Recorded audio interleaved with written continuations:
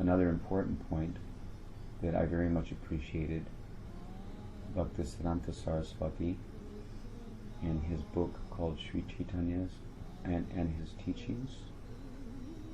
I think that's the name of the book, or Sri Chaitanya's teachings. Yeah, Sri Chaitanya's teachings. In that book, Bhaktisiddhanta Saraswati states that of the 5 angas of devotional service, there's 64 angas, 59 actually, but 5 are reiterated for emphasis. And what are they? There's Mathuravas, there's Bhagavad Shravan, Sri Murti Prem Seva, Sadhu Sangha, and Nam Sankirtana. These are the 5 most efficacious processes of devotional service. In Nectar Devotion, it describes that attachment to any one of these can help to quickly generate bhav within the heart. But in Kali Yuga, it is a fact that these are the 5 most efficacious. But in Kali Yuga, Bhaktisiddhanta says that these 4, namely Mathuravas, Bhagavad Shravan, Sri Murti Prem Seva, and Sadhu Sangha, they cannot be complete without the performance of Nam Sankirtan. No other anga of devotional service can be complete without also performing Nam Sankirtan in conjunction with our attachment to any of these.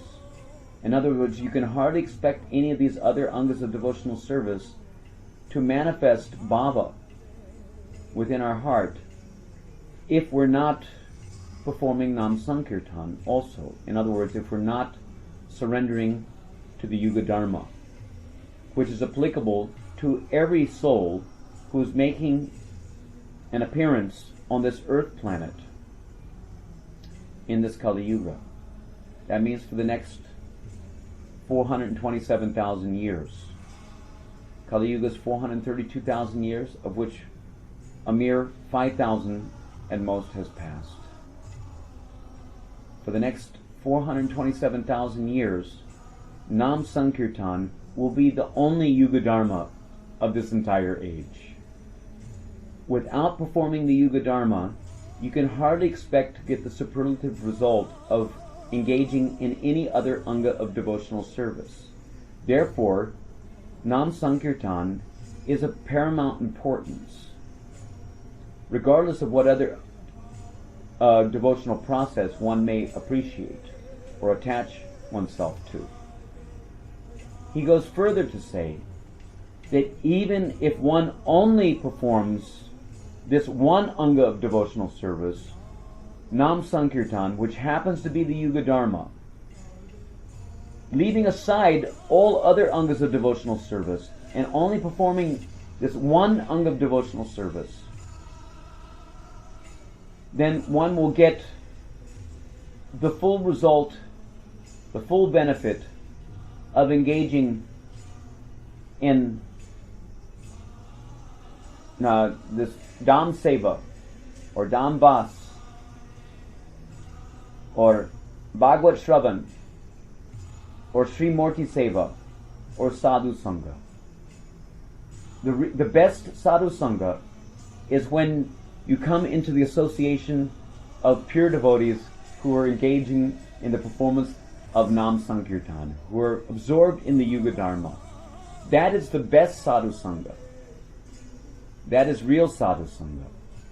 There may be other aspects of Sadhu Sangha, but that is the supreme aspect of Sadhu Sangha. If we engage in all varieties of other forms of Sadhu Sangha, but don't come together to perform Nam Sankirtan, don't engage in the Yuga Dharma together, congregational chanting and dancing in Mass, then we're not actually going to get the highest aspect of what sadhu sangha has to offer.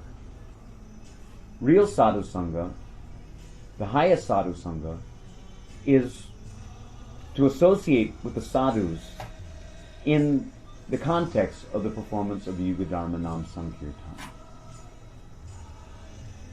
Similarly, you cannot get the full benefit of coming to Vrindavan, or going to Mayapur, or living your whole life in the Dham, if you don't understand the importance of engaging in the Yuga Dharma. Then the Prodamaya covering of the Dham will be lifted. Otherwise, you can hardly expect to actually come to the position of seeing the Dham as it is. The uppercut Vrindavan, where Radha and Krishna's Leelas are going on even today, unseen to the common folks. Without performing Nam Sankirtan, you cannot get the full benefit of worshipping the deity. You won't be able to actually understand what is the purpose of the deity, why the deity has come here. The deity has not come here just to accept our patrams and pushpams. Patrams and pushpams or no patrams and pushpams, the deity has come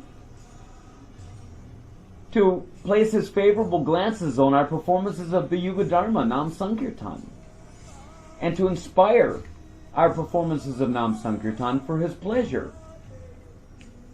The deity is worshipped in Kali Yuga by the performance of Nam Sankirtan, not by twirling incense and ringing bells.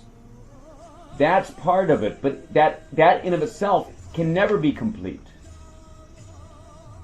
without the performance of Nam Sankirtan. And that doesn't just mean that there's the pujari ringing the bells and then someone else is performing Nam Sankirtan. The pujari also has to perform Nam Sankirtan, as exemplified by our holy god brothers Jananivas and Pankajanagri and Mayapur. You'll see them whenever there's performance of Nam Sankirtan.